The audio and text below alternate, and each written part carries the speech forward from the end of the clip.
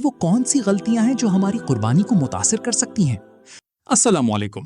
عید الاضحیٰ قریب ہے اور سنت ابراہیمی کی ادائیگی کے لیے ہم سب تیاریوں میں مصروف ہیں، لیکن کیا آپ کو معلوم ہے کہ قربانی کے لیے جانور خریدتے وقت کن باتوں کا خیال رکھنا ضروری ہے؟ اور وہ کون سی غلطیاں ہیں جو ہماری قربانی کو متاثر کر سکتی ہیں؟ آج کی اس ویڈیو میں ہم 2026 کے جدید مسائل اور قربانی کے مستند احکامات پر تفصیل سے بات کریں گے۔ سب سے پہلا مرحلہ جانور کا انتخاب ہے۔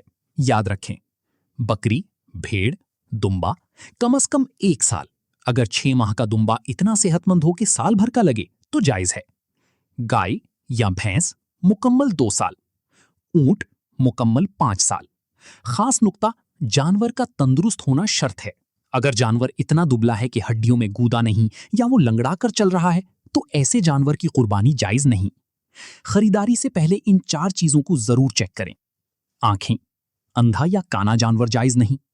کان، اگر کان کا 1/3 سے زیادہ حصہ کٹا ہو تو قربانی نہیں ہوگی۔ دانت، جانور کا 2 دانتا ہونا ضروری ہے، یعنی دودھ کے دانت گر کر نئے دانت آ چکے ہوں۔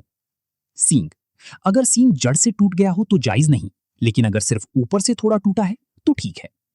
جیسا کہ ہم نے اپنی پچھلی ویڈیو میں بھی بتایا تھا کہ نبی کریم صلی اللہ علیہ وآلہ وسلم نے جانور کو تکلیف دینے سے منع فرمایا ہے۔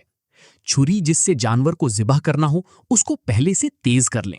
ایک جانور کے سامنے دوسرے کو ذبح نہ کریں، اور ذبح کرنے کے بعد جب تک جانور پوری طرح ٹھنڈا نہ ہو جائے اس کی کھال نہ اتاریں۔ یہ وہ سنتیں ہیں جنہیں ہم اکثر بھول جاتے ہیں۔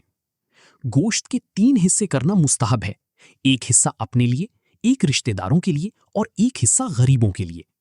قربانی کی کھال کا بہترین مصرف مستحقین یعنی دینی مدارس ہیں۔ اسے بیچ کر رقم اپنے استعمال میں لانا جائز نہیں۔ امید ہے یہ معلومات آپ کے لیے فائدہ مند ثابت ہوں گی۔ اللہ تعالی ہم سب کی قربانی کو اپنی بارگاہ میں قبول فرمائے اور ہم سب کے لیے ذریعہ نجات بنائے، آمین۔ اگر آپ کا کوئی مخصوص سوال ہے تو نیچے کامنٹ میں ضرور پوچھیں، ہم کوشش کریں گے کہ آپ کو جواب لازمی دیں۔ مزید اسی طرح کی انفارمیٹیو ویڈیو کے لیے ہمارے چینل الرحمان اسٹوڈیو کو لائک اور سبسکرائب کرنا نہ بھولیں۔ ملتے ہیں اگلی نئی انفارمیٹیو ویڈیو کے ساتھ، تب تک کے لیے اپنا بہت سارا خیال رکھیے گا۔ اللہ حافظ۔